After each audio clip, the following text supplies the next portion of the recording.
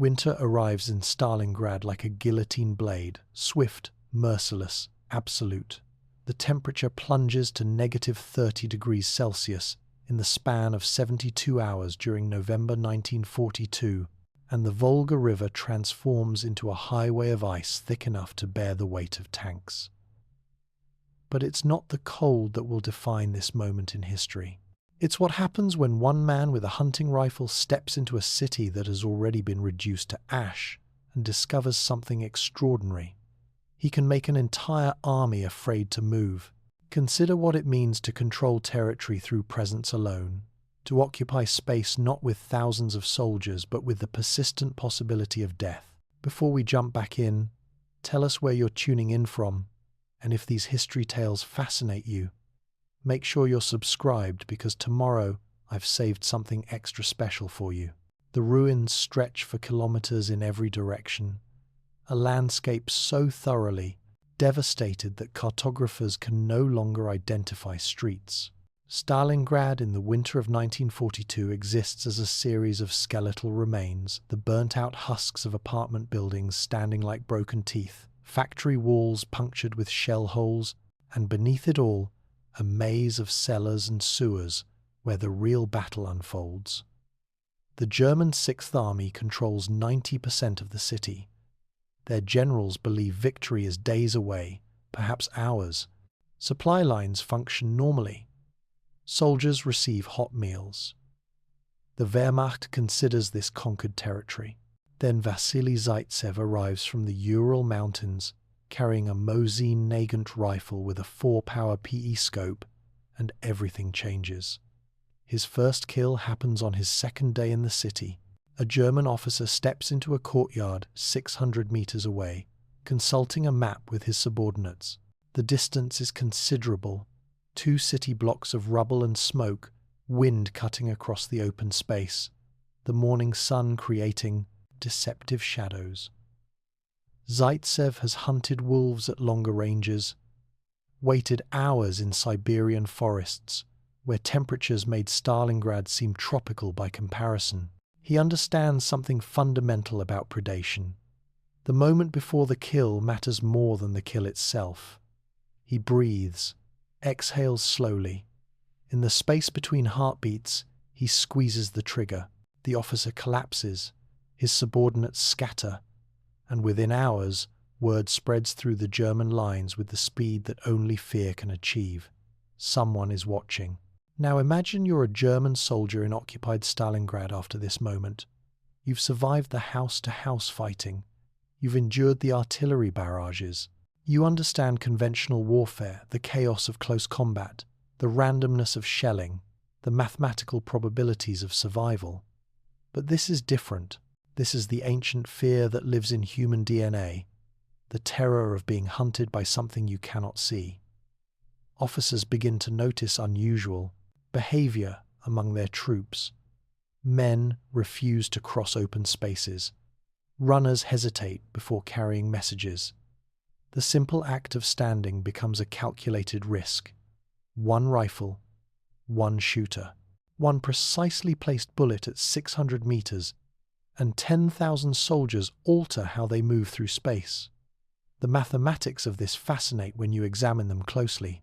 Traditional warfare operates on overwhelming force, more soldiers, more tanks, more artillery, creating zones of control through sheer destructive capacity. But Zaitsev introduces a different equation entirely. His presence doesn't kill thousands. It doesn't have to. It makes thousands behave as if death is certain rather than probable.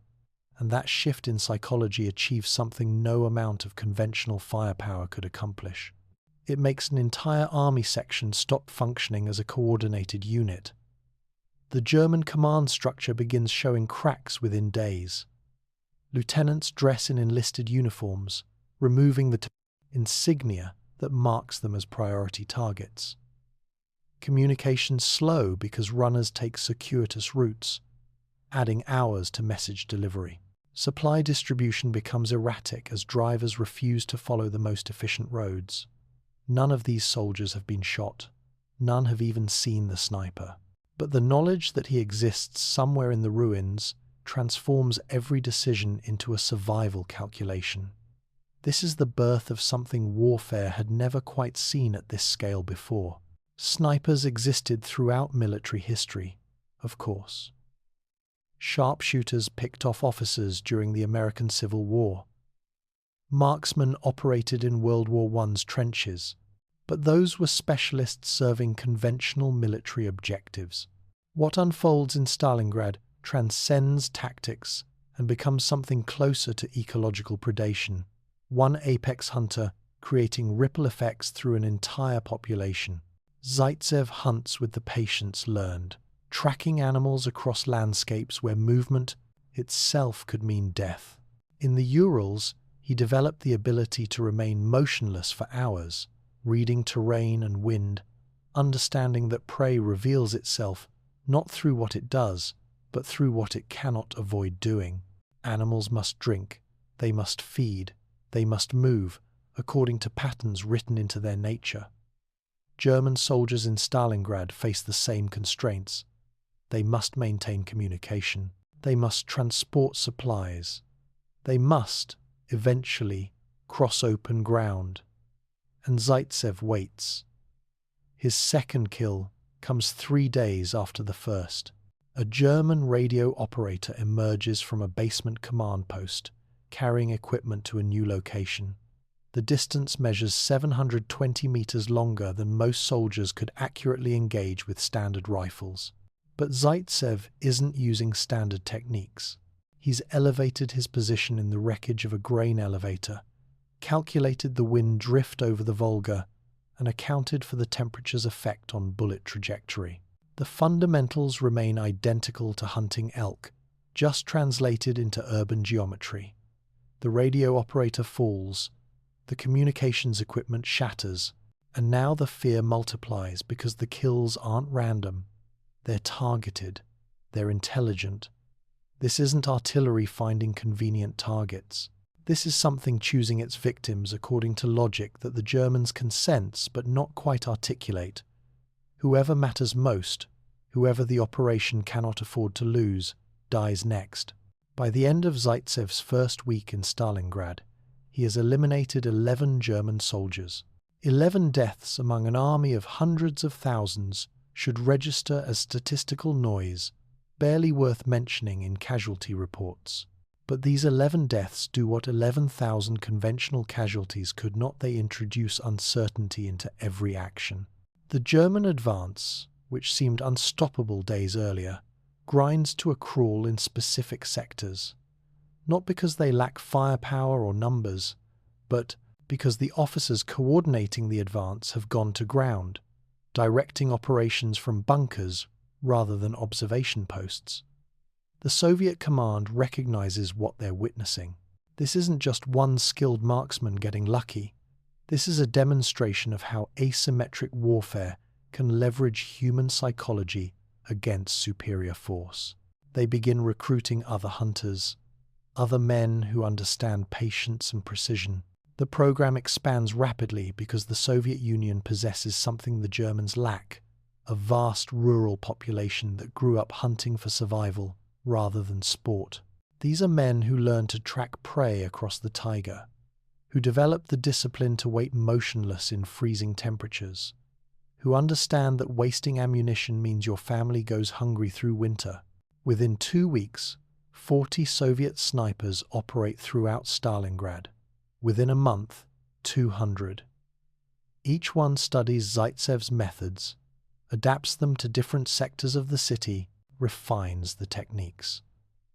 They learn to identify German patterns, the times when supplies move, the routes officers prefer, the positions artillery observers occupy.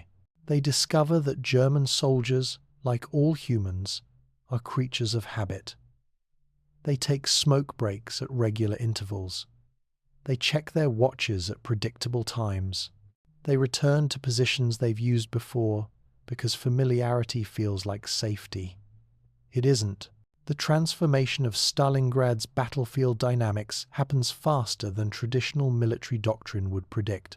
German units that once moved with confidence now require hours to accomplish tasks that previously took minutes. A supply convoy that should travel 2 kilometers in 15 minutes now takes 4 hours. Drivers stopping constantly to scan the ruins, taking the longest possible routes, sometimes refusing to proceed at all. Communication between German positions deteriorates as runners either refuse orders or simply disappear between posts, killed by snipers who've learned to predict their routes. The psychological impact extends beyond immediate fear. German soldiers begin experiencing what field commanders will later document as sniper syndrome, a constellation of symptoms that includes hypervigilance, paranoia, and paralysis. Men sleep in their gear, convinced that relaxing for a moment means death. They flinch at sounds that have nothing to do with gunfire. They see threats in shadows, in reflections, in anything that might conceal a watching eye. This constant state of alert exhausts them faster than combat itself, degrading decision-making and unit cohesion. And Zaitsev continues hunting. His method evolves as the Germans adapt. When they stop crossing open ground, he learns to shoot through windows no larger than a playing card. When they avoid predictable routes, he studies their alternative paths and positions himself accordingly. When they implement camouflage and concealment techniques, he uses their own methods against them, watching for the unnatural stillness that marks a hidden position, looking for the subtle movements that living humans cannot avoid making. The most remarkable aspect isn't his accuracy, though that proves extraordinary. It's his patience. On one documented occasion, he remains in position for 72 hours, waiting for a specific German artillery observer to make a single mistake. He doesn't eat, barely drinks, relieves himself without moving from his hide. The observer, experienced and cautious, checks his surroundings constantly. But eventually, inevitably, he becomes comfortable. He stays exposed for 3 seconds longer than survival requires. Zaitsev's shot travels 840 meters through winter air, compensating for wind, gravity, and the observer's slight movement. The German falls, and the artillery battery he was directing goes silent for 6 hours while they locate and train a replacement. In those 6 hours, Soviet forces advance. 400 meters purchased at the cost of 1 bullet and 3 days of absolute stillness. This is the equation that the German command cannot solve. They can calculate artillery trajectories, coordinate armor movements, plan infantry assaults. But how do you counter an enemy who operates outside conventional military mathematics? An enemy who doesn't need to hold ground, who doesn't require supply lines, who achieves strategic objectives through elimination of individuals rather than annihilation of units. The German answer, when it comes, reveals how thoroughly the snipers have disrupted their tactical thinking. They don't respond with counter-sniping initially. Instead, they issue orders that soldiers must travel in groups, must avoid open areas entirely, must report any suspicious movements immediately. These are defensive measures, the response of prey rather than predators. An army that conquered most of Europe in 2 years now implements behavior patterns designed around avoiding a threat they cannot see or predict. By mid-December, Zaitsev's confirmed kill count reaches 40. Each elimination recorded, verified by observers, documented in the systematic way the Soviets approached their sniper program. But the numbers tell only part of the story. Those 40 deaths create exponentially larger effects, hundreds of postponed operations, thousands of man-hours lost to fear-driven caution, entire sections of the city that German forces effectively cede to the Soviets, not because they were driven out, but because the cost of occupying them became too high. The ghost has been born, not a supernatural entity, but something perhaps more unsettling. A human who has refined hunting to such precision that his presence alone alters reality for thousands. The German soldiers in Stalingrad stop thinking of the city as territory to be conquered and begin experiencing it as a hunting ground where they are the prey. This psychological inversion proves more devastating than direct combat because it attacks something fundamental in military effectiveness: the belief that training, equipment, and numbers guarantee survival. Zaitsev demonstrates that none of these things matter if someone patient enough is watching. The winter deepens. The temperature drops to -40 degrees Celsius. The Volga ice grows thick enough to support entire supply columns. But the cold that should paralyze both armies equally instead favors the hunters. Zaitsev and his fellow snipers learned long ago how to function in temperatures that would kill unprepared men within hours. They wrap their scopes to prevent lens frost. They control their breathing to avoid creating visible vapor. They understand that extreme cold makes sound travel differently, requires different calculations for bullet trajectory, demands absolute commitment to positions that cannot be adjusted without exposure. The Germans, many of them from regions where winter means mild, inconvenience rather than mortal threat, struggle to adapt. Their equipment fails in ways designers never anticipated. Rifle bolts freeze, optical sights fog, fingers lose feeling inside gloves too thick to allow trigger control. And while they fight these mechanical and physical challenges, somewhere in the ruins, death watches through a scope and waits for the mistakes that cold and fear inevitably produce. Consider what this means for the trajectory of warfare itself. For centuries, military power correlated directly with the ability to mass force at decisive points. Armies won through superior numbers, better equipment, more effective coordination. But in Stalingrad's ruins, a different principle emerges: the power of the individual who combines ancient hunting skills with modern technology. One person, properly positioned and sufficiently patient, can achieve what entire companies cannot: the paralysis of enemy operations through sustained psychological pressure. This revelation will spread far beyond Stalingrad's frozen streets. It will influence military doctrine for generations, creating an entire philosophy of asymmetric warfare. But in this moment, in December 1942, none of that matters to Vasily Zaitsev. He simply does what he learned doing in the Urals. He watches, he waits, and when the moment arrives, he takes the shot that matters. The German High Command will eventually respond with their own snipers, their own tactics, their own technology. They will send their finest marksmen, men trained in the mountain warfare schools of Bavaria, experts who have hunted across European battlefields.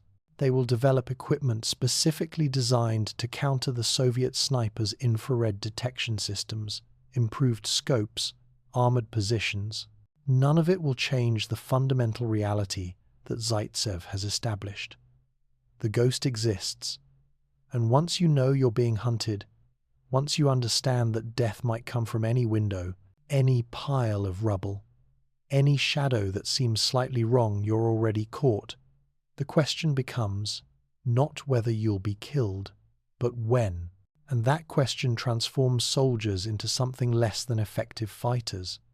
It makes them careful when they need to be bold, hesitant when they need to be decisive, fearful when they need to be confident. One man with a rifle has discovered how to make an army forget its purpose. As December turns toward January, as the temperature continues falling, and the city becomes an ice-locked tomb for hundreds of thousands, the legend begins to solidify. German soldiers speak of the tiger ghost, a hunter who cannot miss, who sees in darkness, who knows where you'll be before you arrive. The reality that Zaitsev is simply an extraordinarily skilled hunter, applying time-tested techniques to human prey, matters less than the myth, because myths change behavior even more effectively than reality, and behavior change is the point. Every German officer who dresses as an enlisted man represents a victory. Every supply convoy that takes the long route represents a victory. Every soldier who refuses to cross open ground, every runner who hesitates before carrying a message, every moment of fear that degrades operational efficiency, These are victories more complete than any conventional military engagement could achieve. The birth of the ghost in Stalingrad's ruins marks the moment when warfare rediscovered something it had briefly forgotten: that the oldest form of hunting, the patient stalking of prey by a skilled predator, could be adapted to modern combat with devastating effectiveness. The technology would evolve, the tactics would be refined, the doctrine would be documented and taught, but the fundamental truth would remain unchanged. Sometimes one person, positioned correctly and willing to wait, can make an army afraid to move. The transformation from hunter to killer doesn't happen in classrooms or on firing ranges.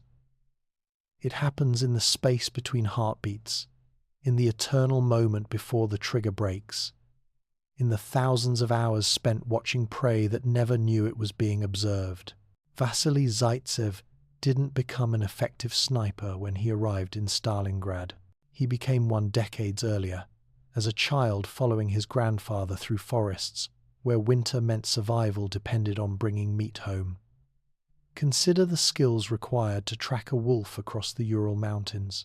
The animal possesses hearing 4 times more acute than human, can detect scent from kilometers away, and has survived countless encounters with other predators. It moves through terrain it knows intimately, following paths refined over generations. To hunt such a creature successfully requires more than marksmanship. It demands the ability to think like prey while acting as predator, to predict behavior patterns, to recognize the subtle signs that reveal presence: the bent grass blade, the disturbed snow, the faint trail of scent on shifting wind. These are the foundations upon which military sniping builds. Zaitsev learned to read landscapes the way scholars read texts, finding meaning in details others never notice. A cluster of ravens circling means something died or will die soon. Snow compressed in a particular way indicates how recently an animal passed and whether it was hunting or fleeing. The direction of broken branches tells which way prey moved and whether it sensed pursuit. This literacy of the natural world translates directly into urban combat. Broken glass crunches differently under boots than rubble. Dust patterns reveal where soldiers routinely walk. Even in a devastated city, patterns emerge for those trained to see them. But reading signs represents only the beginning. The wolves taught Zaitsev something more fundamental: patience transcends technique.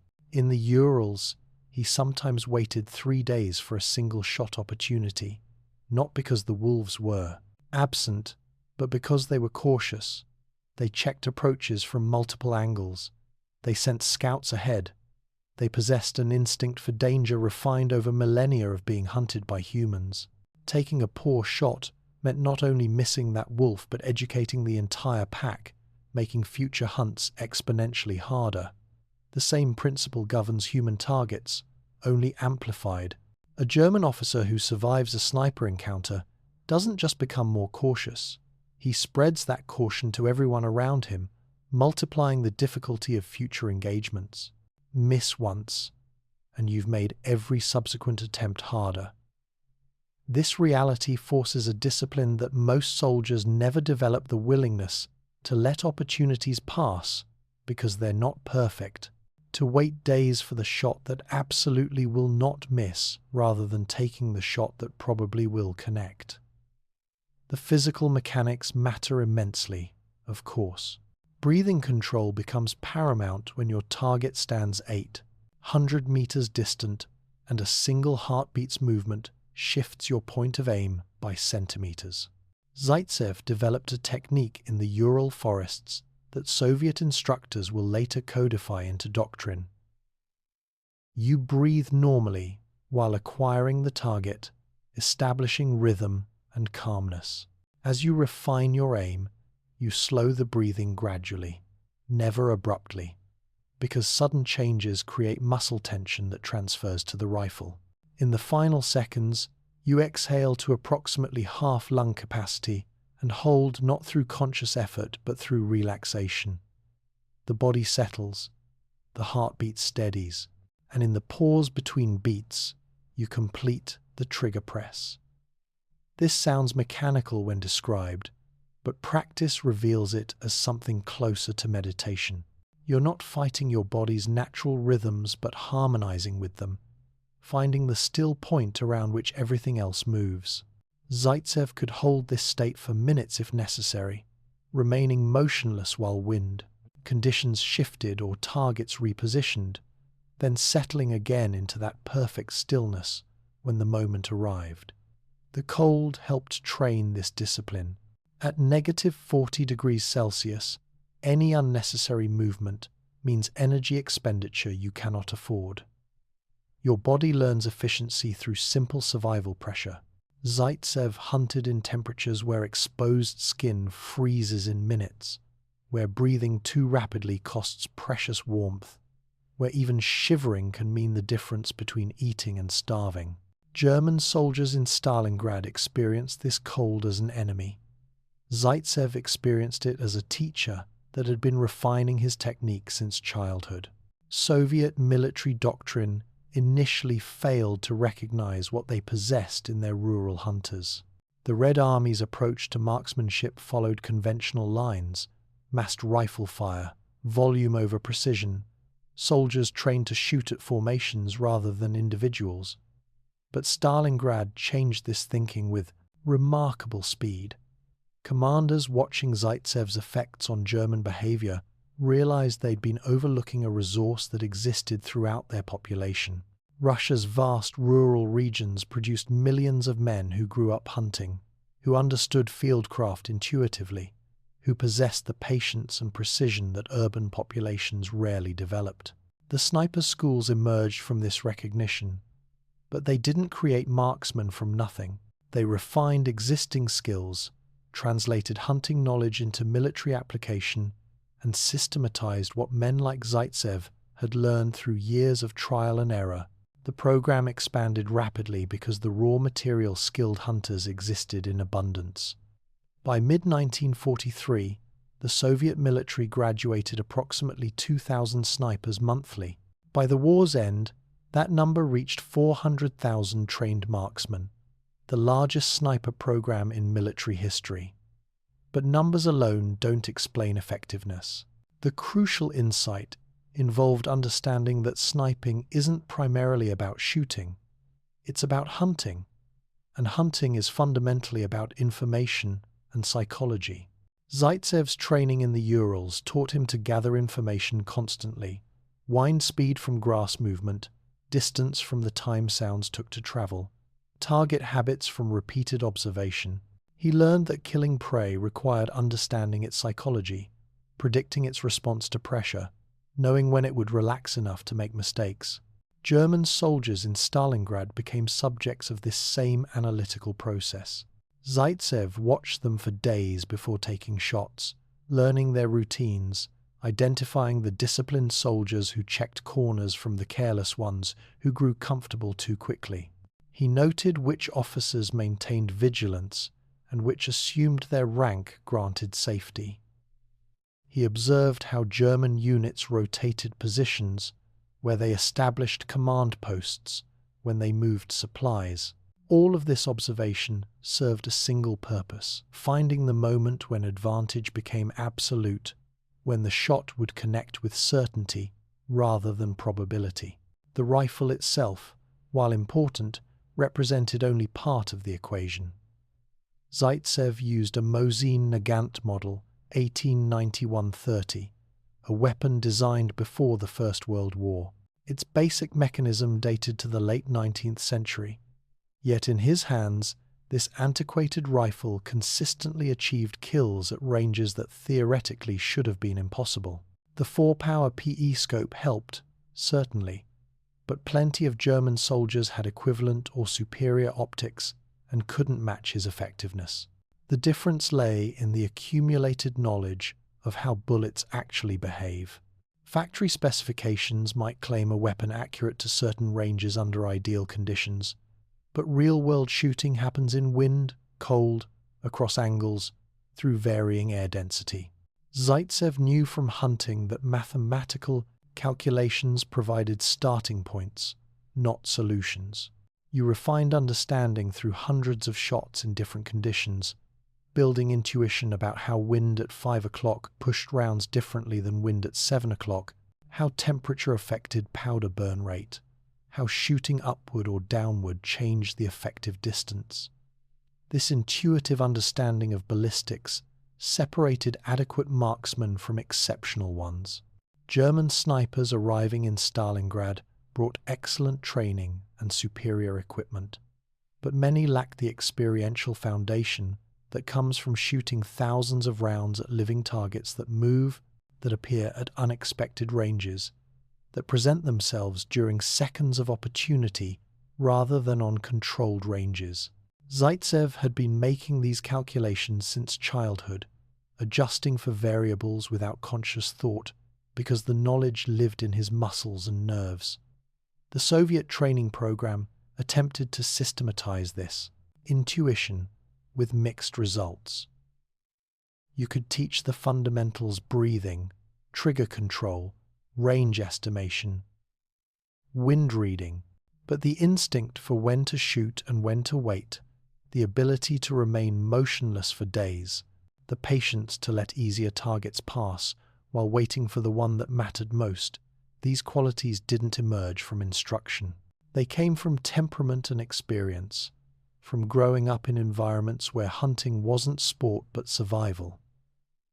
Female snipers demonstrated this principle powerfully. The Soviet military, facing manpower shortages, began training women as marksmen in 1942.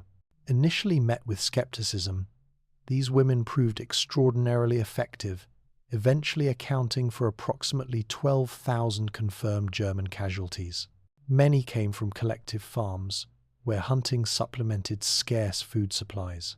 They understood patience, possessed smaller physical profiles that made concealment easier, and often displayed the absolute focus that exceptional sniping requires.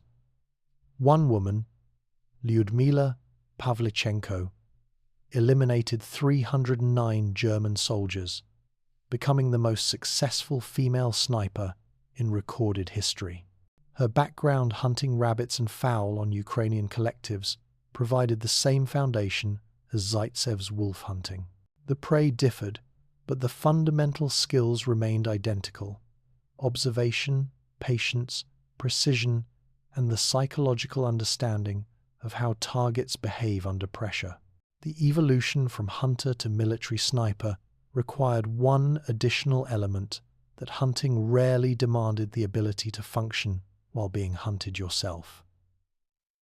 Wolves didn't shoot back. Deer didn't call in artillery on your position. But German soldiers most certainly did, and this introduced layers of complexity that pure hunting experience couldn't address. Zaitsev learned through brutal trial that every shot revealed his location to anyone trained to recognize the sound signature, the muzzle, flash, or the scope glint. Taking a shot meant immediately assuming you'd been spotted and planning your next 3 moves accordingly. This reality forced the development of techniques that had no equivalent in hunting. Zaitsev began using false positions, setting up obvious hides that he'd never actually occupy, but that would draw German counter-sniper fire, revealing their locations.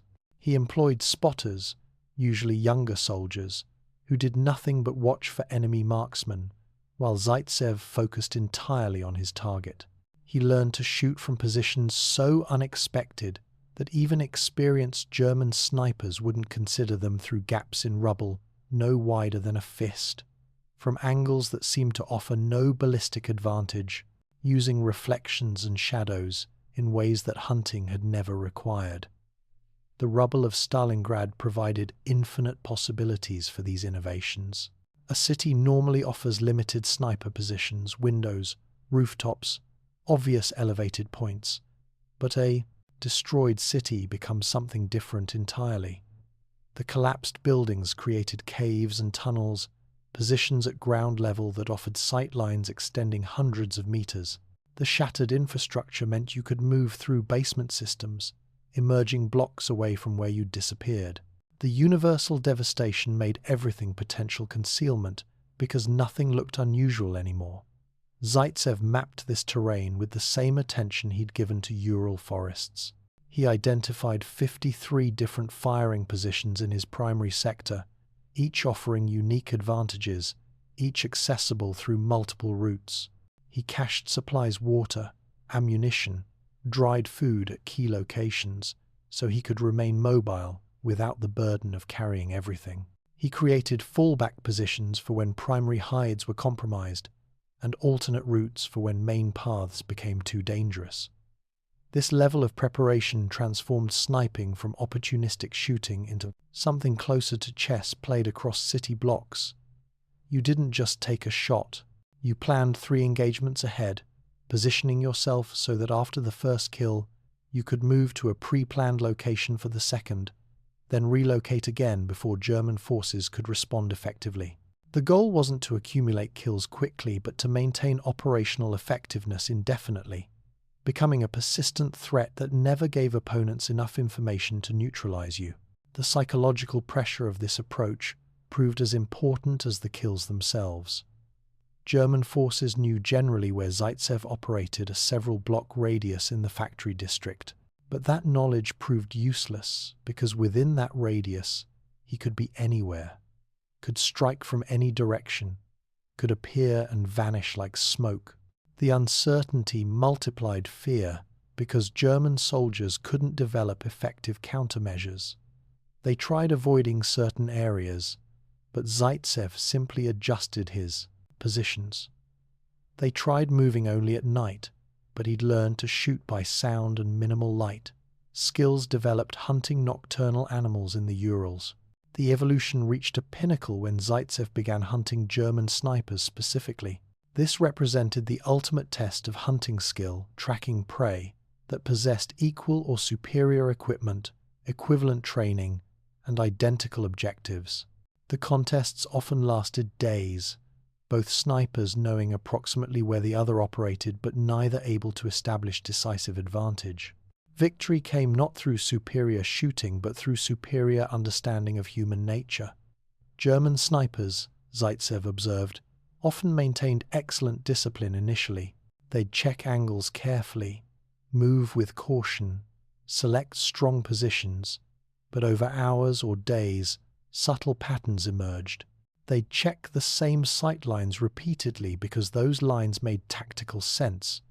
They'd shift positions slightly when uncomfortable because even trained soldiers struggle to maintain absolute stillness indefinitely. They'd relax incrementally when nothing happened, because human nature assumes that continued safety predicts future safety. Zaitsev waited for these micro-mistakes, the barely perceptible shifts that indicated someone had lowered their guard by 1%. That 1% proved sufficient. A German sniper who checked his left flank every 15 minutes, except once when he extended it to 17 minutes. That 2-minute window, the slight deviation from perfect routine, cost him his life. The shot traveled 680 meters through winter air, finding the narrow gap between rubble pieces that the German had believed provided complete concealment. The hunt continued evolving throughout the Stalingrad battle, with both sides developing increasingly sophisticated techniques. But the foundation remained those skills Zaitsev learned pursuing wolves through Ural forests, patience above all else, the ability to think like prey while acting as predator, and the understanding that the perfect shot wasn't the hardest shot you could make, but the shot you absolutely would not miss. This evolution from hunter to perfect killer wasn't unique to Zaitsev. Thousands of Soviet snipers underwent similar transformations, each bringing hunting wisdom from different regions, different prey species, different terrains. They shared knowledge, refined techniques, and collectively developed doctrine that would influence military operations for generations. But they all understood the central truth. Technology and training could enhance the ancient art of hunting, but they couldn't replace the fundamental skills that came only from countless hours watching, waiting, and understanding prey so thoroughly that killing became almost inevitable rather than merely possible. The wolves of the Urals taught patience, the deer taught stillness. The harsh Siberian climate taught efficiency and endurance. These lessons, refined through years of hunting for survival, created soldiers who transformed modern warfare by remembering something ancient that one skilled hunter, positioned correctly and willing to wait, could achieve what armies could not. One bullet changes everything. Not because of the physical damage a single rifle round removes one soldier from an army of hundreds of thousands, but because of what happens next. The officer who falls commanded 40 men. Those 40 soldiers now lack coordination. They wait for orders that don't arrive. They hesitate when decisiveness would save them. They make mistakes because leadership creates cohesion, and cohesion just died with a man who never heard the shot that killed him. This is the mathematics of terror, and the equation proves devastatingly simple. Consider a supply convoy attempting to move through Stalingrad. Under normal circumstances, it requires 3 hours to transport ammunition from the Volga crossing to forward, positions 5 kilometers distant. The route passes through rubble, around craters, across exposed intersections. With adequate security infantry escorts, reconnaissance elements checking ahead, the convoy moves steadily despite obstacles. Now introduce the knowledge that a sniper watches this route, not the certainty of his presence, just the possibility. The convoy commander faces a choice: maintain speed and accept risk, or implement caution that multiplies travel time. He chooses caution because that's what training and survival instinct demand. Scouts advance more slowly, checking angles that probably contain nothing. Drivers stop before intersections, waiting for all clear signals. The infantry escort spreads wider, moves more carefully, dedicates attention to threat detection rather than efficient movement. The 3-hour journey extends to 8 hours. The ammunition arrives late. Units depending on that resupply cancel planned operations or execute them with insufficient resources. And the sniper who created this disruption, he might not even be there. His reputation alone achieved what direct combat could not: the paralysis of enemy logistics through pure psychological pressure. Multiply this scenario across an entire front, across hundreds of supply routes, thousands of communication channels, countless tactical decisions, and you begin understanding how Zaitsev's 40 confirmed kills in his first month generated effects equivalent to destroying entire battalions through conventional means. The actual casualties matter less than the behavioral changes forced upon everyone who knows snipers operate in the area. German command documents from December 1942 reveal the progression of this paralysis. Early reports mention sniper activity as a tactical inconvenience, notable but manageable. Within 2 weeks, the tone shifts dramatically. Officers describe significant operational delays due to marksman activity. By month's end, entire sections of frontline reporting focus on sniper countermeasures, indicating that this single threat has consumed attention and resources disproportionate to the actual number of shooters involved. The ripple effects extend into domains that have nothing to do with direct combat. Medical evacuation times increase because stretcher bearers refuse to cross open ground. Officer effectiveness degrades because leaders dress as enlisted men, making command identification difficult during chaotic engagements. Radio communication becomes less efficient as operators relocate antennas frequently, fearing that stationary emissions attract sniper attention. None of these problems existed before Zaitsev arrived. His presence didn't create them directly, the fear of his presence created them. This transformation of fear into tactical advantage reaches its apex during what will become known as the duel between Vasily Zaitsev and Major Erwin Koenig, though historians will later debate whether Koenig even existed, or whether the encounter represents composite mythology. The truth of the man matters less than the truth of the hunt, that 2 snipers engaged in 5 days of psychological warfare where each movement invited death and each shot revealed position. The encounter begins when German kills in Zaitsev's sector suddenly display different characteristics. The shots come from unexpected angles, at ranges exceeding typical German sniper engagements, with precision suggesting someone exceptional has arrived. Soviet command receives intelligence that the Wehrmacht has deployed a specialist, possibly from their Zossen training facility, specifically to eliminate Zaitsev. Whether this intelligence proves accurate or not, Zaitsev treats it as truth, because treating it otherwise means dying. The hunt unfolds across a landscape no larger than 4 city blocks, an area so thoroughly destroyed that navigation requires memorizing rubble patterns rather than streets. Both snipers understand the geometry of this terrain intimately, have identified the same advantageous positions, and know that using obvious locations means certain death.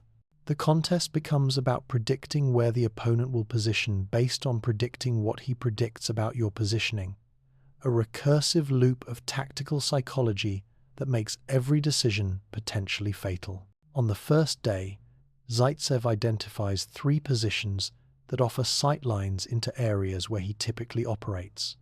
He assumes König will use one of these positions, but the German is thinking the same way. Both snipers spend 14 hours watching approaches to positions neither actually intends to use, hoping the other reveals himself through reconnaissance. Nothing happens. Neither shooter sees anything definitive, but both know the other is there, and the knowledge transforms every shadow into potential threat. The second day introduces deception.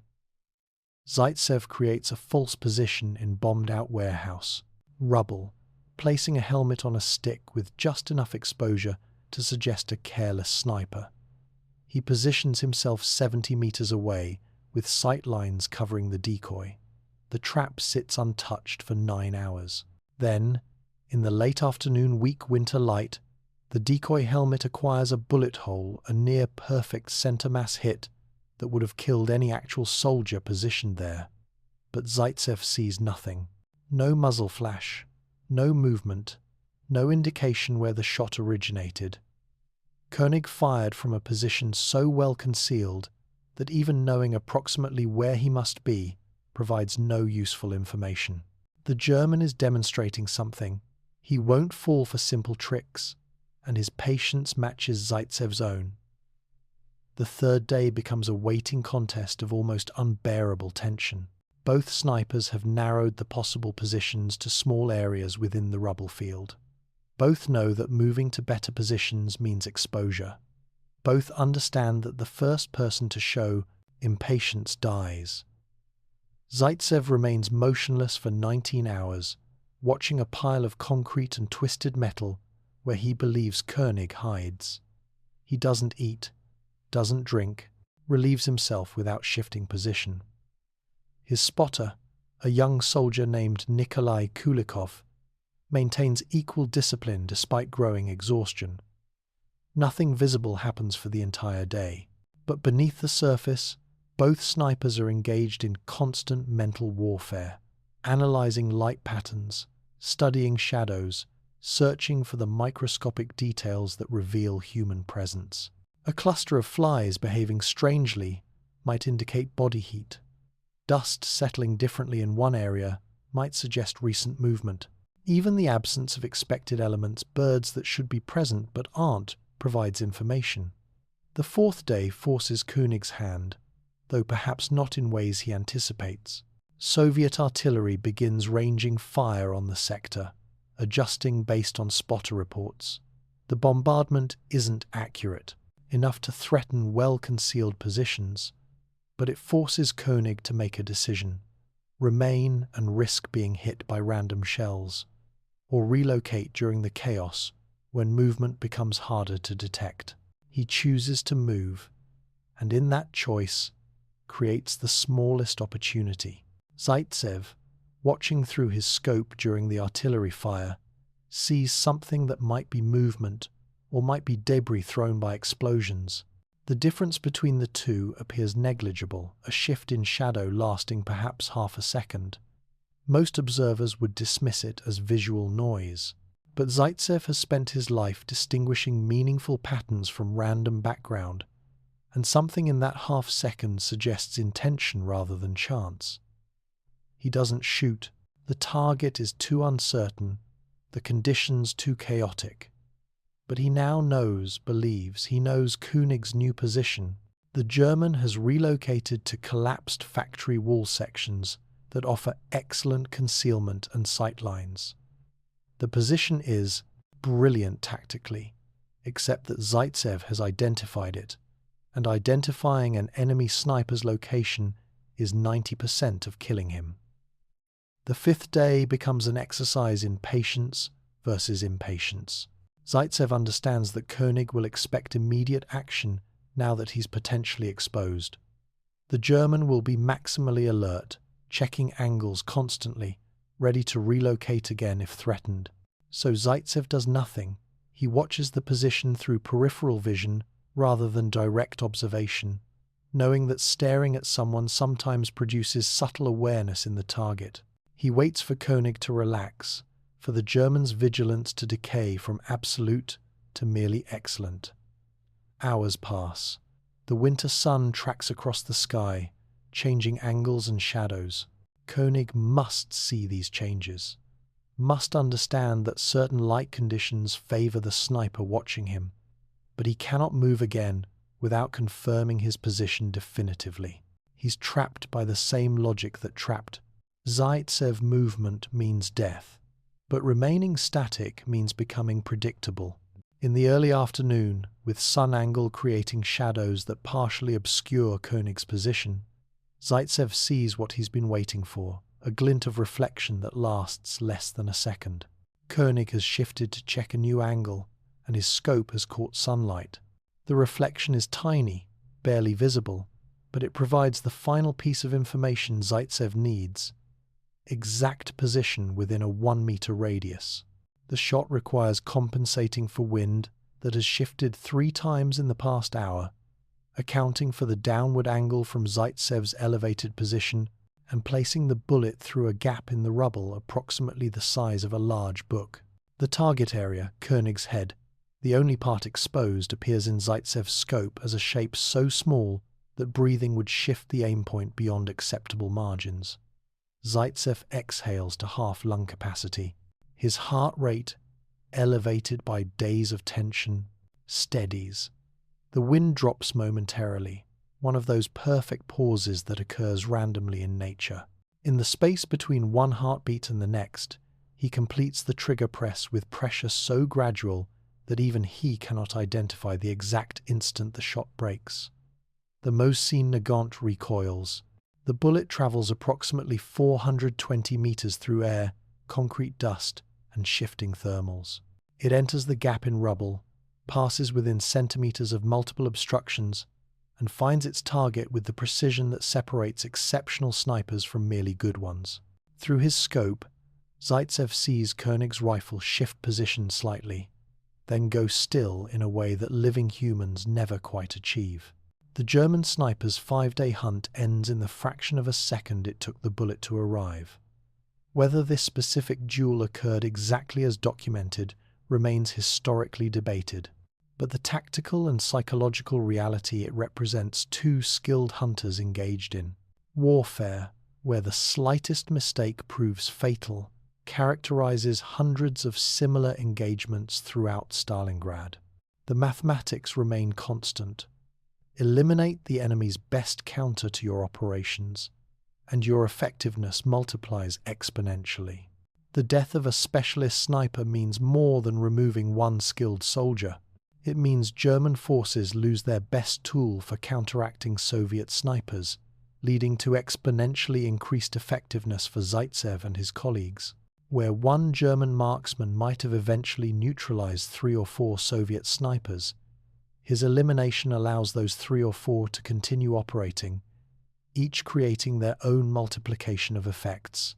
By January 1943, the Soviet sniper program in Stalingrad includes over 200 active marksmen.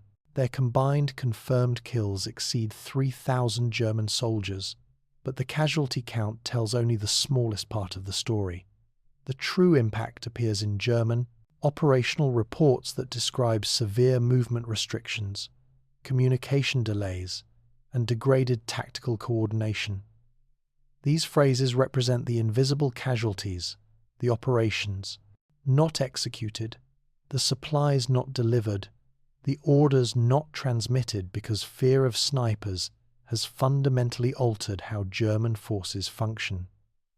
Female snipers particularly amplify this psychological warfare. German soldiers operate under certain assumptions about combat, about who constitutes a threat, about what to expect. The arrival of women marksmen shatters these assumptions in ways that male snipers cannot. Lyudmila Pavlichenko, operating in a different sector but applying identical principles, demonstrates this psychological multiplication effect. Her 309 confirmed kills create ripple effects through German units who must now consider that any soldier, any position, any apparently non-threatening person might be the source of their death. The mathematics of terror prove remarkably simple in principle, but devastatingly complex in application. One bullet removes one life, but one life, chosen correctly, disrupts 40 soldiers.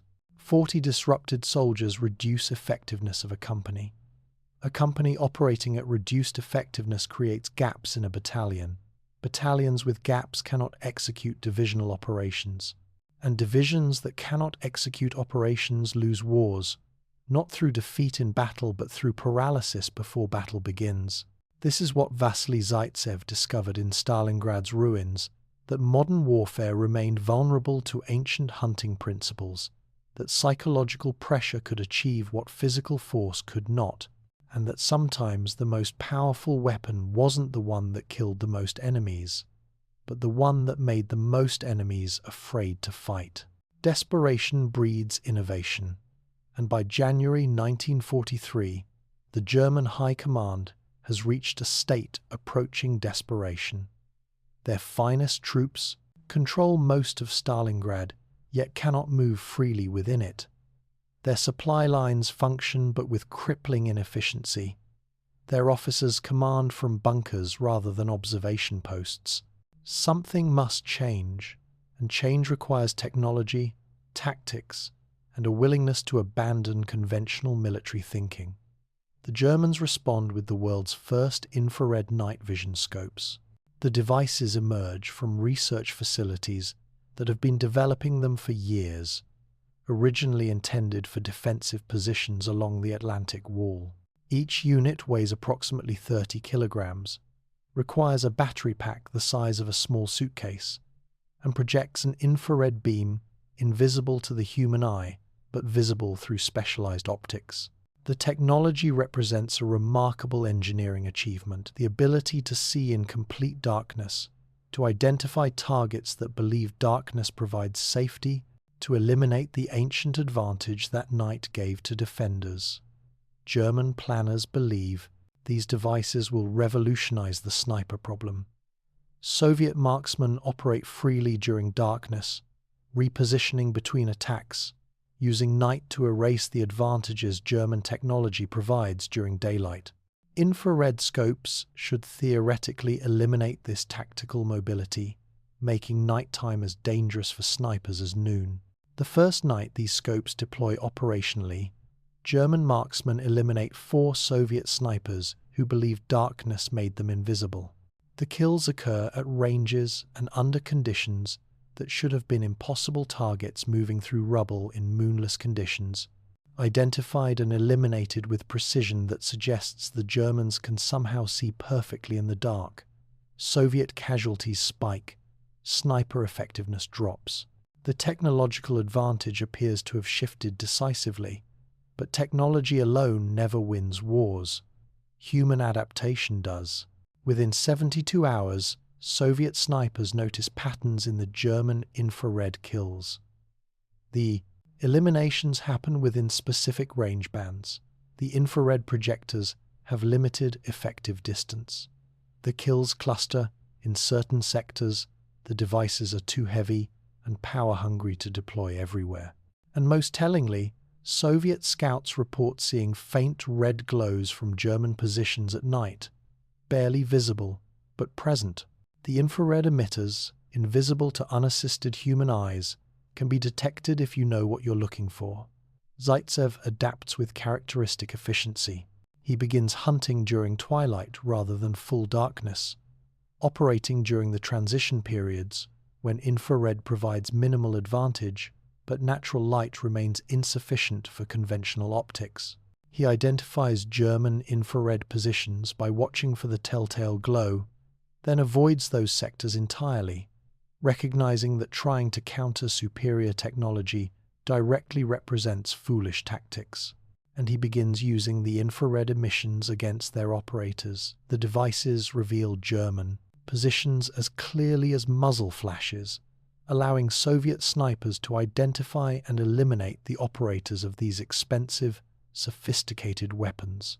The arms race escalates. Germans develop better camouflage techniques specifically designed to break up thermal signatures. Soviets respond by creating dummy positions that waste German ammunition and reveal infrared scope locations. Germans import their finest mountain warfare specialists, men trained in Bavaria and the Alps, experts at long-range shooting in difficult conditions. Soviets counter by expanding their sniper program further. Recognizing that quantity has a quality all its own, 200 snipers become 400, 400 becomes 600. The German response includes something more fundamental than technology. They begin executing soldiers who flee from sniper fire. The orders arrive from High Command in February 1943. Running from sniper positions constitutes cowardice punishable by summary execution. Officers receive authority to shoot their own men for displaying the natural human response to invisible threat.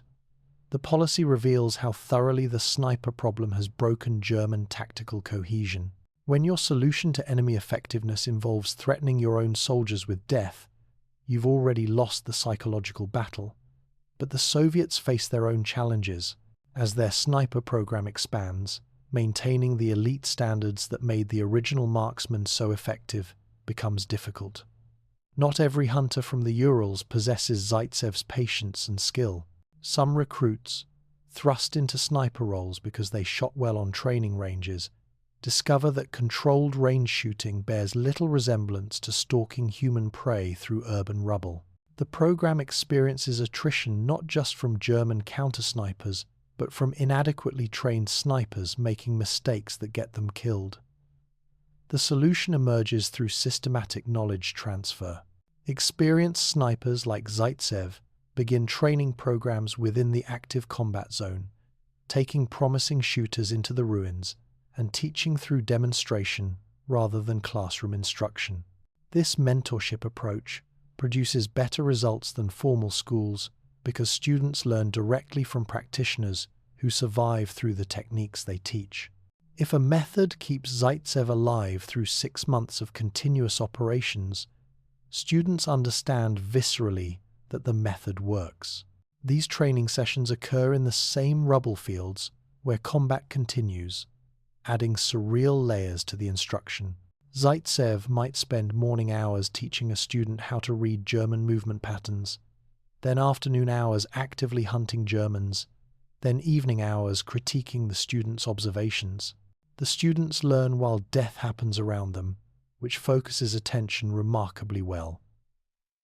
The Germans attempt their own version of this approach, bringing in specialists from various fronts to share tactics.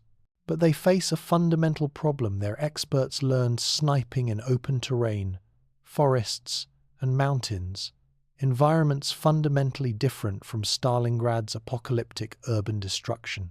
Techniques that work perfectly in Bavarian forests often fail catastrophically in rubble fields, where sight lines, concealment options, and movement possibilities follow completely different rules. The expertise doesn't transfer cleanly. Meanwhile, Soviet ingenuity produces low-tech solutions that prove more effective than German high-tech countermeasures.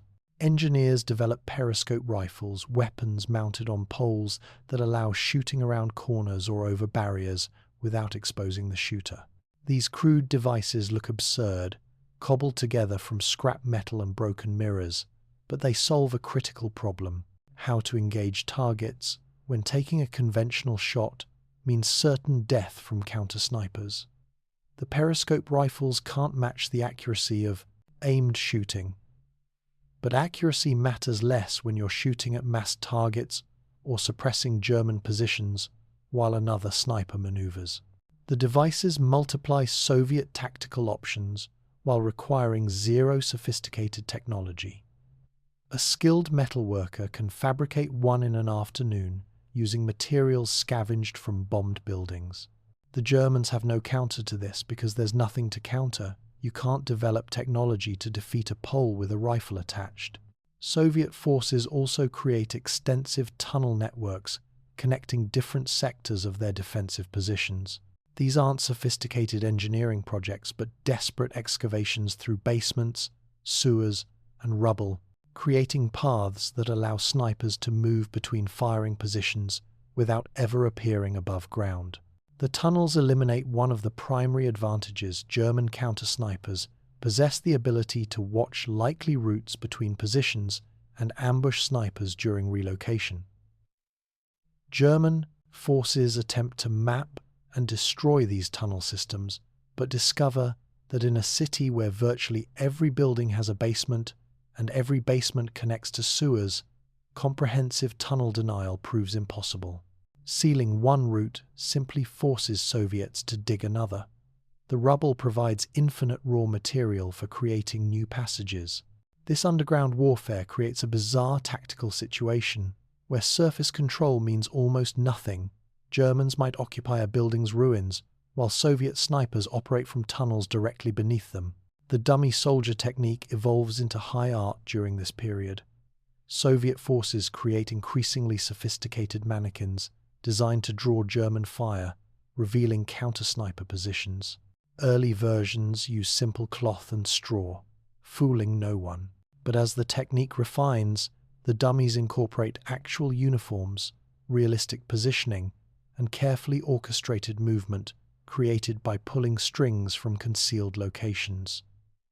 German snipers, under pressure to produce kills and prove their value, sometimes take shots at these decoys, especially during low-light conditions when distinguishing real from fake becomes difficult. Each shot at a dummy provides information. Muzzle flash reveals position, sound reveals distance and direction, bullet impact reveals trajectory. Soviet counter-snipers use this information to triangulate German positions with increasing accuracy. The Germans recognize the tactic, of course, and try to avoid obvious decoys. But the distinction between obvious decoy and careless Soviet soldier isn't always clear, especially for German snipers operating under stress, sleep deprivation, and constant fear of being targeted themselves. The technological arms race reaches its peak with German development of specialized anti-sniper teams equipped with spotting scopes, radios for coordination, and authority to call in artillery or armor support when they locate Soviet marksmen. These teams represent sophisticated combined arms tactics applied to the sniper problem. Don't just send snipers to hunt snipers, send entire units with diverse capabilities. The approach works to an extent. Soviet sniper casualties increase when these teams operate in a sector, but the teams require resources that the increasingly desperate German situation cannot sustain. Each anti-sniper team needs multiple skilled personnel, expensive equipment, and constant support. For every one team fielded, the Soviets graduate 10 new snipers from their training programs. The mathematics don't favor the Germans. By March 1943, both sides have invested enormous resources into the sniper war within a war. The Germans have deployed infrared optics, imported specialists, issued execution orders, created dedicated counter-sniper units, and implemented elaborate movement protocols.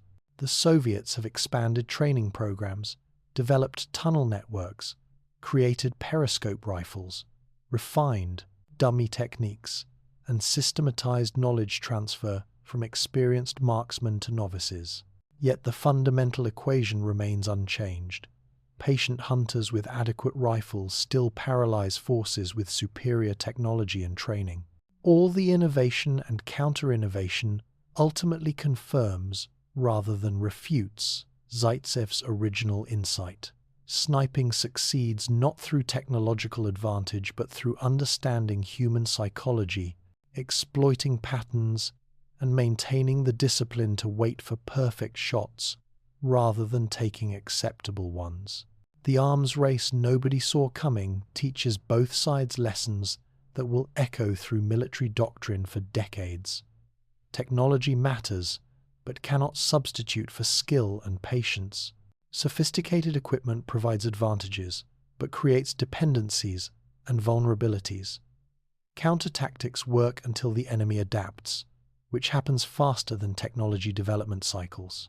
And perhaps most importantly, fear, once established in an army's collective psychology, proves nearly impossible to eliminate regardless of technological superiority. As the Stalingrad battle moves toward its inevitable conclusion, the German Sixth Army's surrender in February 1943, the sniper war continues, demonstrating these principles daily. Germans with better rifles, better scopes, and better support infrastructure still lose engagements to Soviet hunters who simply outthink and outlast them. The infrared scopes, once hailed as revolutionary, prove useful in specific circumstances, but don't fundamentally change the tactical reality. The lesson proves clear. You cannot engineer your way out of problems that are fundamentally about human skill, patience, and psychological warfare. The Germans learned this truth the hard way, investing resources into technological solutions while their opponents invested in human capability development. Both approaches had merit, but in Stalingrad's specific conditions, the low-tech, human-focused approach proved more effective than high-tech, equipment-focused tactics. The irony becomes apparent only later. When military historians examine the campaign details, the Germans possessed better manufacturing, better research facilities, better theoretical understanding of optics and ballistics. They had every advantage except the one that mattered most, a population of rural hunters who'd spent lifetimes learning patience, reading terrain, and understanding prey psychology. That single advantage, multiplied through systematic training programs, outweighed every technological innovation the Germans deployed. The arms race continues today in different forms, with different technologies, across different battlefields. But the fundamental truth discovered in Stalingrad's ruins remains. The most sophisticated weapon is still operated by a human, and human skill still determines outcomes more reliably than equipment specifications. The techniques born in Stalingrad's frozen ruins don't die with the battle. They flow outward like water finding its level, spreading through military doctrine, special forces training, and the collective memory of armies that recognize effectiveness when they see it. Within 20 years, Zaitsev's methods appear in jungles half a world away, adapted but fundamentally unchanged, proving that certain principles of warfare transcend technology and terrain. Vietnam, 1967. A Marine sniper named Carlos Hathcock lies motionless in elephant grass, waiting for a North Vietnamese general to make a mistake. The distance measures 2,500 yards, nearly 2.5 kilometers, a range so extreme that most military doctrine considers it impossible. The wind shifts constantly. Heat creates mirage effects that distort the target. The shot requires compensating for bullet drop exceeding 30 feet and drift measuring several yards. Hathcock learned his craft through formal marine training, but the patience comes from somewhere older. He waits for 4 days, moving only during darkness, controlling his breathing, studying the target's patterns. When the general finally presents a perfect opportunity, standing still for perhaps 3 seconds, Hathcock takes the shot that will become legendary in sniper history. The bullet travels for approximately 7 seconds before finding its target, confirming what Zaitsev proved in Stalingrad. Extreme patience and precise calculation can achieve what seems impossible. The kill eliminates one man but disrupts an entire regional command structure. Operations planned by that general don't happen. Coordination between units deteriorates. And critically, every other North Vietnamese officer in the region now understands that distance provides no safety, that traditional rear area security measures prove insufficient against a sufficiently skilled marksman. The mathematics of terror, refined in Stalingrad, function identically in Vietnamese jungles. Hathcock employs other techniques directly traceable to Soviet doctrine from World War II. He uses reflections to identify enemy snipers, watching for scope glint during specific sun angles. He shoots through impossibly small openings on one documented occasion, firing through a gap no larger than a playing card to eliminate an enemy sniper. He understands that psychological warfare matters as much as marksmanship, occasionally leaving specific calling cards or messages that multiply fear among enemy forces. The famous shot through an enemy sniper's scope, Hathcock's bullet entering the enemy's scope and traveling directly to the target's eye, demonstrates principles Zaitsev would recognize instantly. The enemy sniper revealed his position through the same scope glint that Soviet marksmen learned to watch for. The shot required absolute precision, perfect timing, and the patience to wait for the exact moment when the geometry aligned. Technology had evolved, but the fundamental skills remained those developed hunting wolves across the Urals. As sniper doctrine spreads globally, different nations adapt the core principles to their specific needs and environments. Israeli snipers, operating in desert conditions with extreme temperature variations, refine techniques for mirage reading and heat shimmer compensation. British SAS marksmen, working in Northern Ireland's urban environments, perfect the art of shooting from concealed positions within buildings, using methods remarkably similar to those developed in Stalingrad's ruins. Russian Spetsnaz forces, inheritors of the Soviet sniper tradition, continue emphasizing patience and fieldcraft over pure marksmanship. The techniques for psychological targeting, prioritizing leaders over soldiers, eliminating specialists rather than infantry, creating fear through unpredictable patterns, become standard across military forces worldwide. Training programs from Fort Benning to Hereford teach that sniping succeeds not through accumulating kills, but through creating disproportionate effects on enemy operations. One bullet, one carefully chosen target, one perfect shot at the perfect moment. Modern conflicts demonstrate these principles repeatedly. In Iraq, Chris Kyle operates as a Navy SEAL sniper, protecting Marines during urban operations in Ramadi and Fallujah.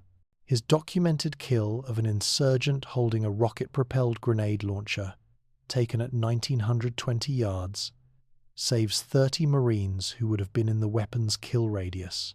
One shot, taken from a position the insurgent never suspected contained a threat, eliminates a danger to 30 soldiers. The mathematics remain what Zaitsev discovered: precise application of force at critical points achieves exponential effects. Kyle's methodology shows direct lineage to Stalingrad tactics. He studies enemy patterns, identifies key individuals within insurgent groups, and waits for opportunities to eliminate those whose deaths will create maximum operational disruption. He uses urban terrain for concealment exactly as Soviet snipers used Stalingrad's rubble, finding positions that seem impossible, shooting through gaps that appear too small, relocating before enemy forces can respond effectively. The global spread of sniper doctrine reaches a full circle moment when Russian forces employ these techniques in Chechnya, Syria, and eventually Ukraine. The methods developed defending Stalingrad now serve offensive operations, but the fundamentals remain identical. Modern Russian snipers study the same manual that codified Zaitsev's techniques, learning to prioritize psychological impact over casualty counts, to use terrain creatively, to maintain patience under extreme pressure. Ukraine, 2022. Snipers on both sides employ tactics that Zaitsev would recognize instantly, despite the presence of drones, thermal imaging, and advanced ballistic computers. A Ukrainian marksman defending Mariupol uses rubble exactly as Soviet defenders used it 80 years earlier, creating multiple firing positions, moving through basement tunnels, emerging at unexpected locations. The rifle has evolved, the optics are far superior, but the core methodology remains unchanged because it's based on unchanging aspects of human psychology and urban warfare geometry. The specific techniques Zaitsev pioneered appear repeatedly in modern urban combat. Using loopholes, shooting through gaps in barriers rather than around them, reduces exposure time to fractions of a second. Creating dummy positions that draw enemy fire reveals counter-sniper locations, allowing real marksmen to eliminate threats they couldn't otherwise identify. Maintaining discipline to refuse shots that aren't perfect, even when targets present themselves, because taking a marginal shot reveals your position and makes all future operations harder. Modern technology amplifies these techniques without replacing them.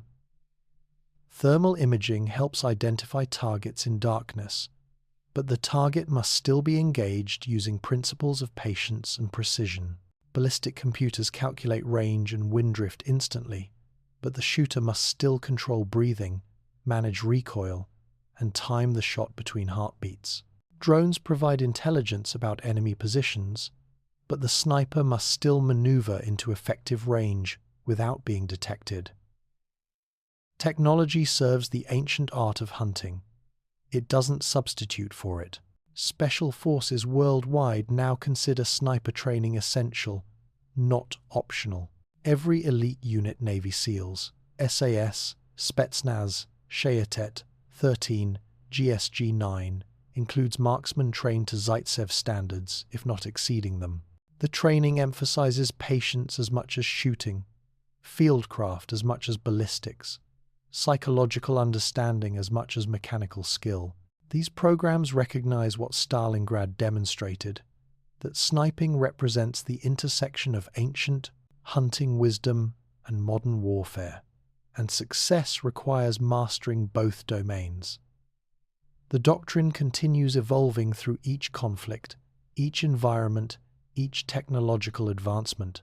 Desert warfare teaches lessons about mirage and heat. Jungle operations refine techniques for shooting through vegetation. Arctic conditions demand understanding how extreme cold affects both equipment and human performance. Urban warfare creates infinite variations on Stalingrad's lessons: how to use vertical space, how to move through destroyed buildings, how to shoot from positions that shouldn't theoretically work. But beneath all these adaptations, the core truth remains what one Russian hunter discovered in 1942, that patience, precision, and understanding human psychology can paralyze forces vastly superior in numbers and technology. That one person, positioned correctly and willing to wait, can achieve what armies cannot. That fear, properly cultivated, proves more devastating than any amount of direct firepower. The contagion that began in Stalingrad now infects military thinking globally. No modern army can ignore sniper capabilities without accepting catastrophic disadvantage. No commander can plan operations without accounting for the possibility that an invisible marksman watches, waits, and will eliminate key personnel at the worst possible moment. No soldier can move through hostile territory without understanding that somewhere, perhaps, death observes through a scope.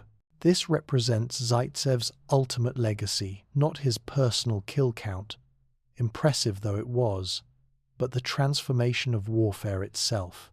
He proved that ancient skills retained relevance in modern combat, that individual excellence could achieve strategic effects, that psychological warfare worked as reliably in the 20th century as it had in the Stone Age. These lessons, validated repeatedly across decades and continents, ensure that his ghost continues influencing battlefields he never walked, conflicts he never imagined, and soldiers who may not even know his name but practice his methods daily. From Stalingrad to Vietnam, from Iraq to Ukraine, the techniques persist because they're based on unchanging realities of human nature and warfare geometry.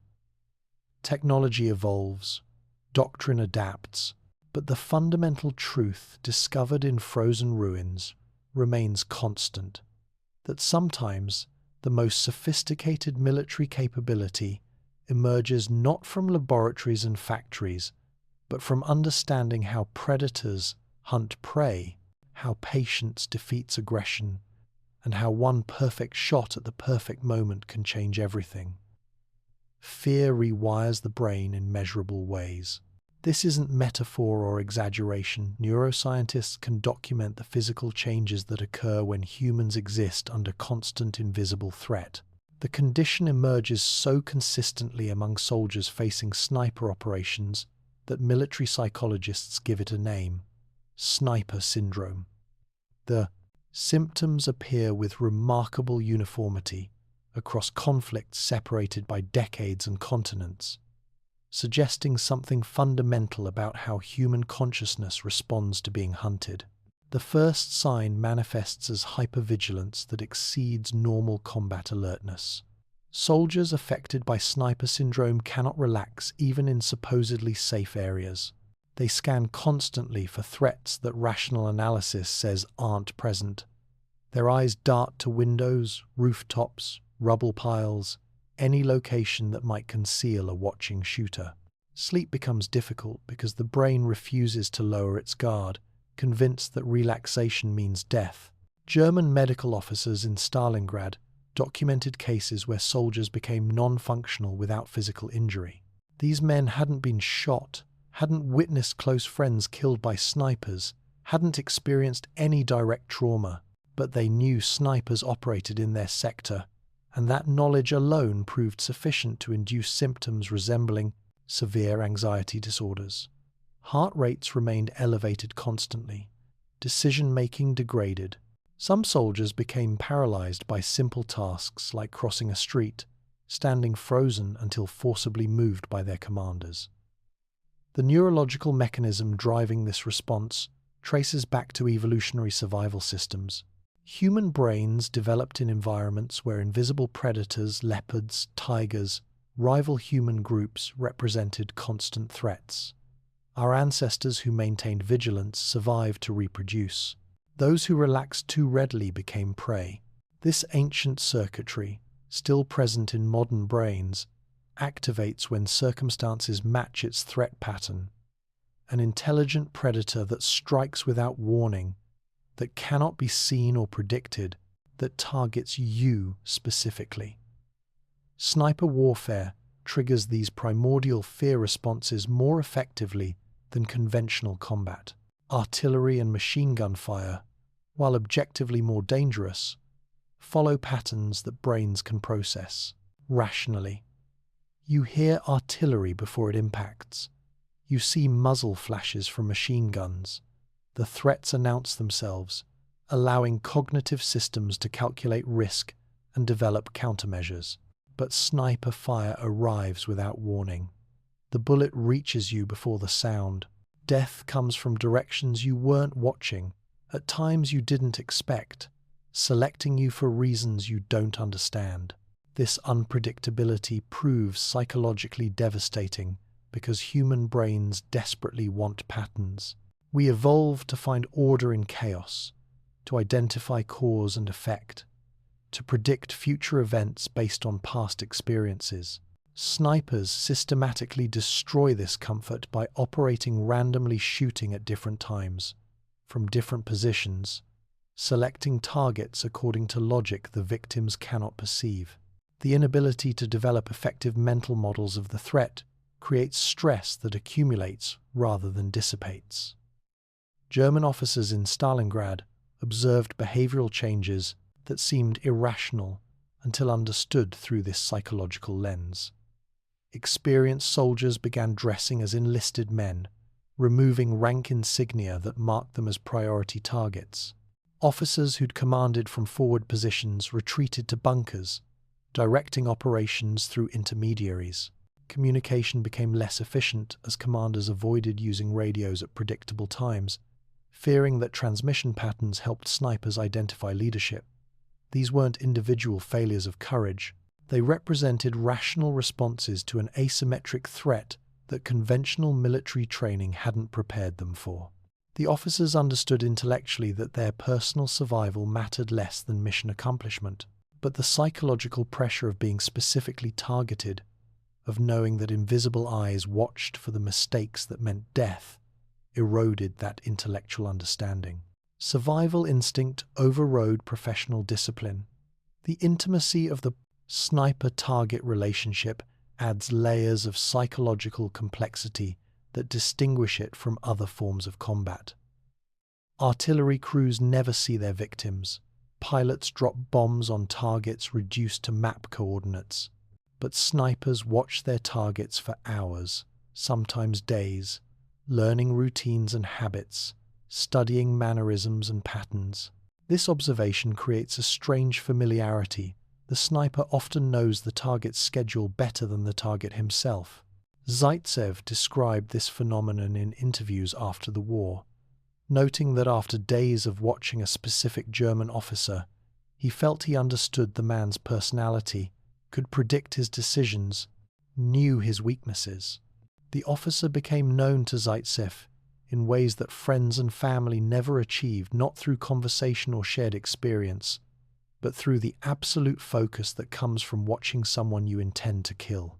This knowledge created an unsettling connection, a one-sided intimacy where the observer understands, the observed completely while remaining entirely unknown himself.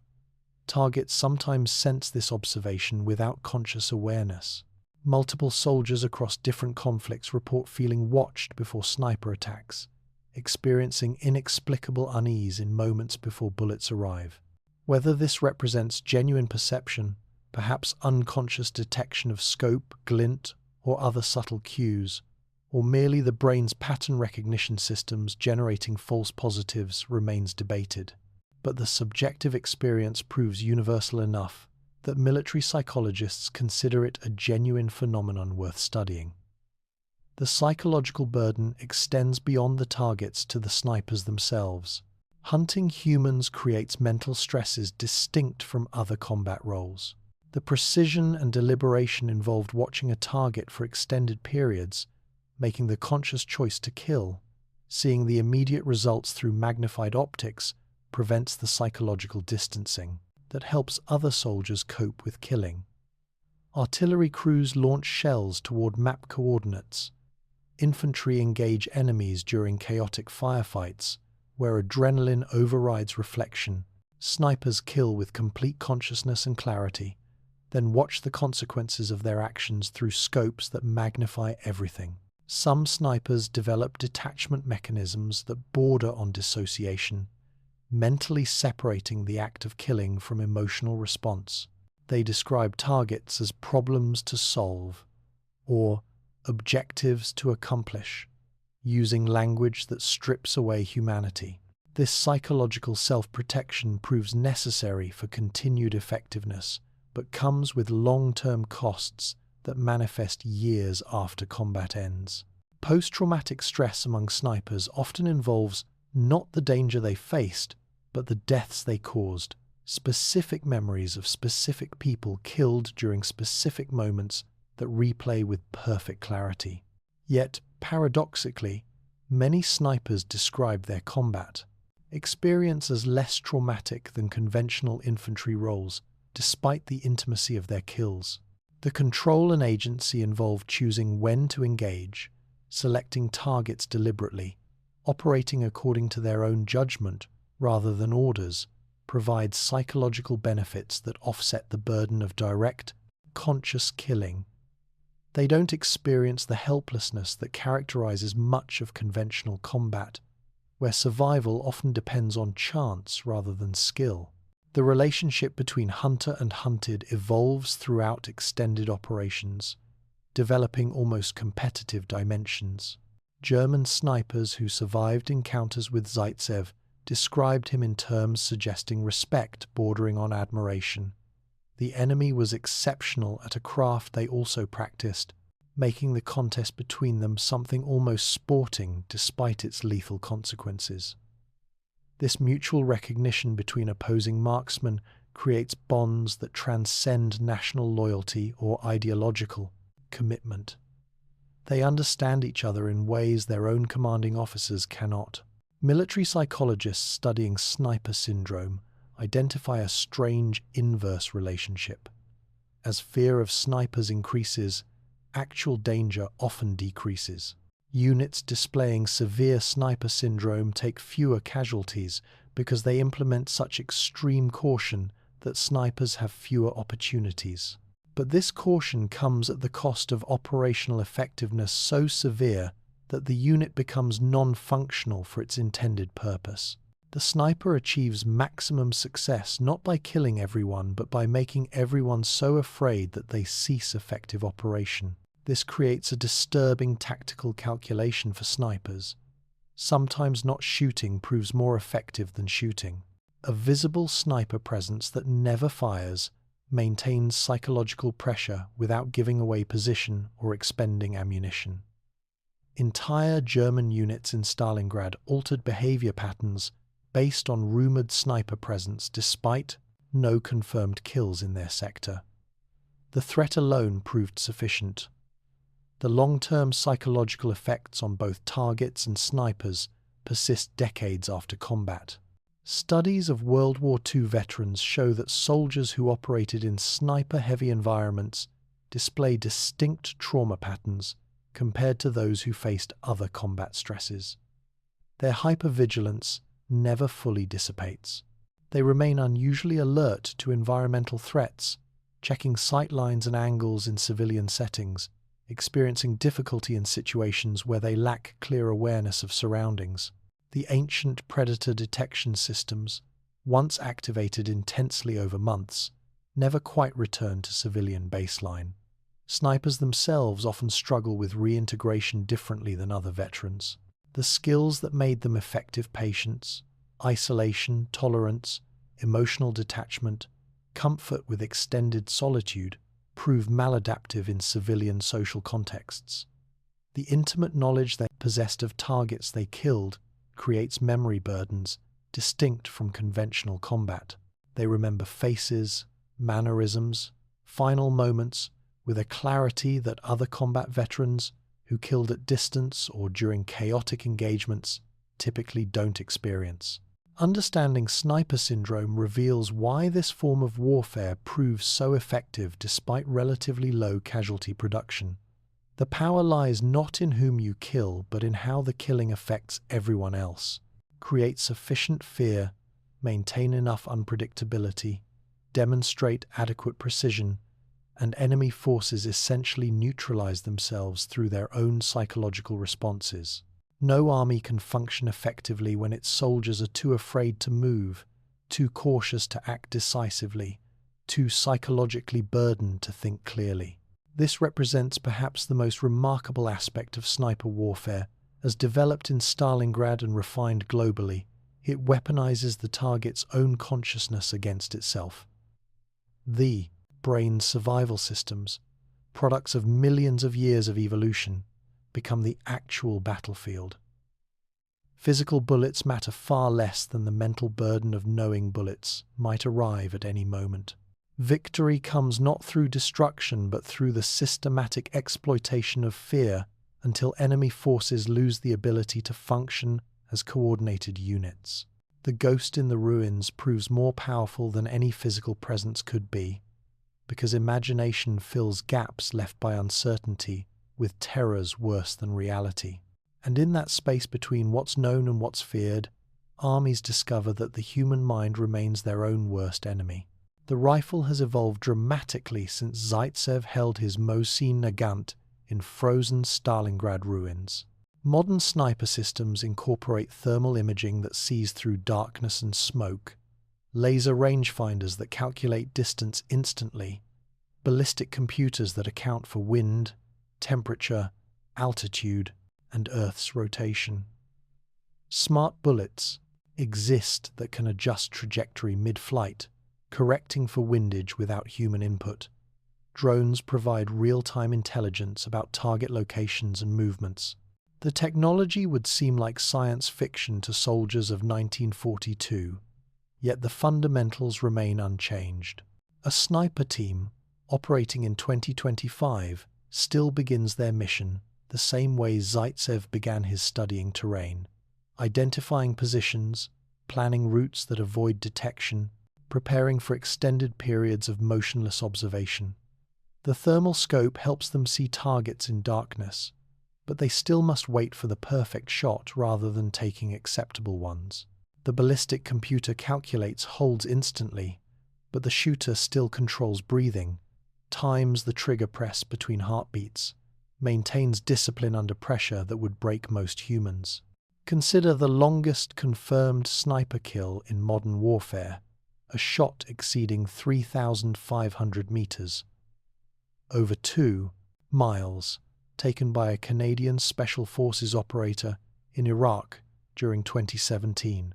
The bullet traveled for approximately 10 seconds before impact, dropping nearly 400 feet during flight, drifting meters offline from wind. The technology assisting this shot included rangefinders, environmental sensors, and sophisticated optics that Zaitsev couldn't have imagined. But the patience required studying the target for days, waiting for weather conditions to align, accepting that the shot might not present itself would be instantly familiar to any Stalingrad sniper. The willingness to wait days for one perfect opportunity rather than taking multiple marginal shots represents unchanged tactical philosophy across 8 decades of technological development. The tools evolved, the thinking did not.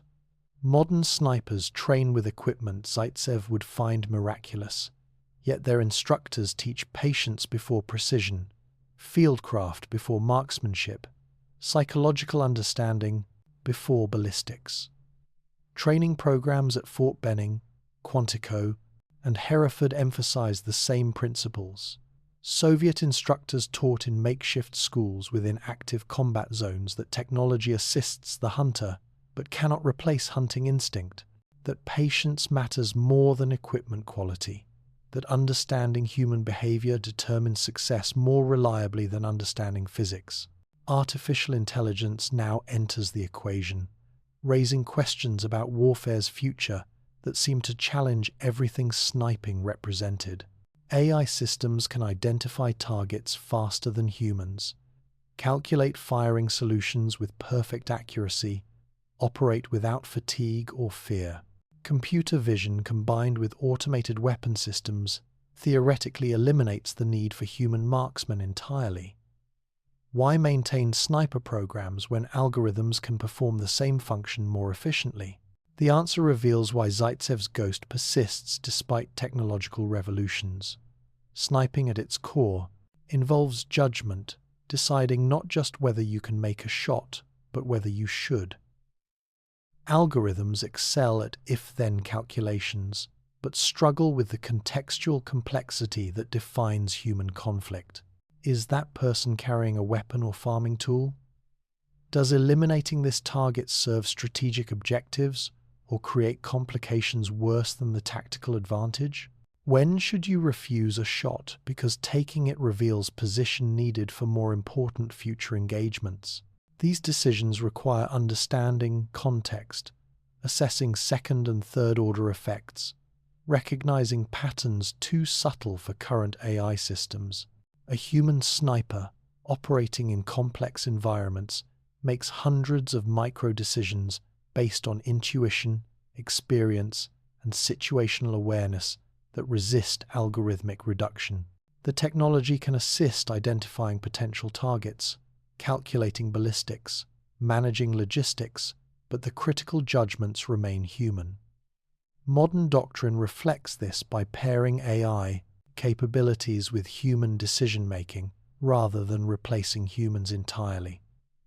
Smart optics that highlight potential targets while the shooter decides which to engage. Drones that provide intelligence while humans plan missions. Ballistic computers that handle calculations while snipers focus on fieldcraft and timing. The technology amplifies human capability rather than substituting for it, following the same principle that made Soviet snipers effective despite inferior equipment. Skill and judgment matter more than hardware specifications. The training evolution demonstrates this priority clearly. Modern sniper courses spend more time on stalking and concealment than marksmanship, more hours on observation and intelligence gathering than shooting drills. Students learn that hitting targets at extreme range matters far less than positioning themselves where hits become possible, that avoiding detection enables future operations more reliably than perfect shooting technique. These priorities would make complete sense to Zaitsev, who understood that survival and position mattered infinitely more than raw shooting ability. Urban warfare continues, providing laboratories for sniper innovation, with lessons from Stalingrad remaining relevant across modern conflicts. Syrian cities like Aleppo saw sniper tactics that directly paralleled those from World War II tunnel systems for mobility, dummy positions drawing fire, psychological targeting of leaders, patience measured in days rather than hours. The rubble created by modern explosives looks different from Stalingrad's ruins, but functions identically for sniper operations, infinite hiding positions, complex sightlines, opportunities for unexpected angles. Ukrainian snipers defending cities in 2022 and beyond employ methodology that would be instantly recognizable to Soviet defenders 80 years prior. They use basements and damaged buildings for concealment, shoot through minimal openings to reduce exposure, relocate constantly to avoid counter-targeting, prioritize psychological impact over casualty counts. The drones and thermal optics available to them amplify these tactics without changing their fundamental nature. Ancient hunting wisdom implemented with modern tools, the psychological warfare component persists as effectively as ever. Modern militaries document the same sniper syndrome symptoms among soldiers facing skilled marksmen that German doctors recorded in Stalingrad: hypervigilance, decision paralysis, degraded unit cohesion. The effects remain constant because human neurology hasn't changed. Technology that helps identify snipers or protect against them provides tactical advantages, but doesn't eliminate the fundamental psychological pressure of being hunted by an intelligent predator you cannot see or predict. Counter-sniper technology continues, advancing acoustic sensors that triangulate shooter positions from sound, thermal imaging that detects body, heat through concealment, AI systems that analyze ballistics to backtrack trajectories. Yet these systems prove most effective when operated by humans who understand sniper psychology, who think like hunters, who recognize that technology provides data while experience provides wisdom. The most sophisticated detection system remains useless if the sniper never shoots, or shoots from positions the system doesn't monitor, or uses techniques that exploit the technology's limitations. This cat-and-mouse dynamic between sniper and counter-sniper, refined in Stalingrad and continuing today, reveals an enduring truth about warfare: that human ingenuity in applying violence remains more significant than the specific tools employed. Both sides constantly innovate, developing new techniques and technologies, yet the advantage shifts based on creativity and adaptability rather than equipment quality. The sniper who succeeds does so not through possessing the best rifle but through using any rifle more intelligently than opponents expect. The future likely holds capabilities that would astound Zaitsev: bullets that fly 30 kilometers, optics that see through walls, camouflage that makes shooters genuinely invisible, AI assistants that predict target behavior. Yet unless human nature fundamentally changes, the core requirements for sniper effectiveness will remain those he demonstrated 8 decades ago: patience beyond what seems reasonable, discipline under pressure that would break most people, and understanding that warfare's psychological dimension often matters more than its physical reality. Training programs globally now study Stalingrad sniper operations as case studies in asymmetric warfare, examining how inferior forces achieve disproportionate effects through superior tactics and psychology. The battle demonstrated that small numbers of properly trained specialists could paralyze vastly larger conventional forces that individual skill could achieve. Strategic effects that fear proved as powerful as firepower. These lessons influence doctrine far beyond sniper operations, shaping thinking about special operations, asymmetric warfare, and psychological operations. Zaitsev's legacy extends into domains he never considered. His methods influence not just military sniping but police tactical units, security operations, even civilian competitive shooting. The emphasis on patience, the systematic approach to observation, the understanding that preparation matters more than raw skill, these principles apply wherever precision matters and mistakes prove costly. The ghost that haunted Stalingrad's ruins now teaches lessons in contexts having nothing to do with warfare. The most remarkable aspect of this legacy involves how little the fundamental methodology has changed despite revolutionary technological advances. A sniper from 2025 transported to 1942, Stalingrad would find Zaitsev's techniques completely familiar despite the vast gulf in equipment capability. The thermal scope and ballistic computer would amaze, but the tactical thinking, the patience, the approach to observation and target selection, these would seem entirely modern because they're based on unchanging aspects of human psychology and warfare geometry. This permanence suggests something profound about warfare's nature. We imagine that technology drives military evolution, that each generation's conflicts differ fundamentally from previous eras. But Stalingrad's sniper war demonstrates that certain principles remain constant regardless of technological progress. Humans still fear being hunted. Psychology still trumps firepower. Patience still defeats aggression. Individual skill still matters in ways that mass and technology cannot fully overcome. The rifle in modern hands represents the endpoint of centuries of ballistic evolution. The optics provide clarity Zaitsev could only dream about.